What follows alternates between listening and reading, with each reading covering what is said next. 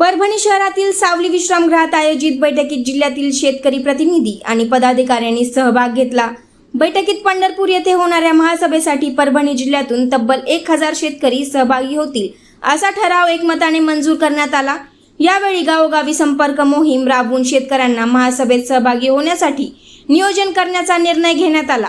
प्रत्येक गावातून जास्तीत जास्त शेतकरी उपस्थित राहावेत यासाठी पदाधिकाऱ्यांनी जबाबदाऱ्या सोपविण्यात आल्या।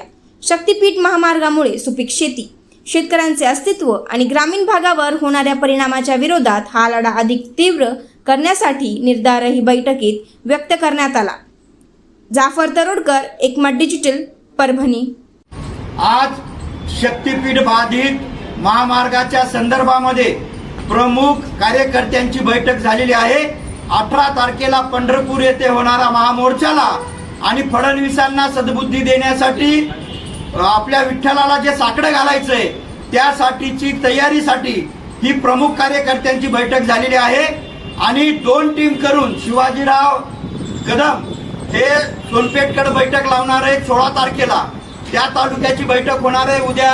हिंगोली जिल्ह्याची बैठक वसमत येथे होणार आहे आणि परभणी तालुक्यातून पिंजून गाव आम्ही काढून इथून 1000 शेतकरी त्या मोर्चाला कसे जातील याची सगळ्याची तयारी झालेली आहे। आणि येणाऱ्या 17 तारखेपासून सर्वजण पंढरपूरच्या दिशेने निघतील आणि शक्तीपीठ महामार्ग जो नको आहे या सगळ्या शेतकऱ्याला तो रद्द झाला पाहिजे। आणि जो समृद्धी महामार्ग जो निघायला आहे त्या समृद्धी महामार्गातलाही इथं चर्चा झालेली आहे।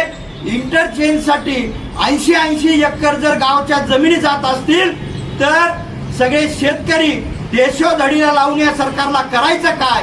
इंटरचेंजसाठी सुद्धा 1 इंच जमीन इथला शेतकरी देणार नाही हे सुद्धा सरकारनं ध्यानात धरावं। आणि एकच जिद्द शक्तीपीठ रद्द, एकच जिद्द शक्तीपीठ रद्द।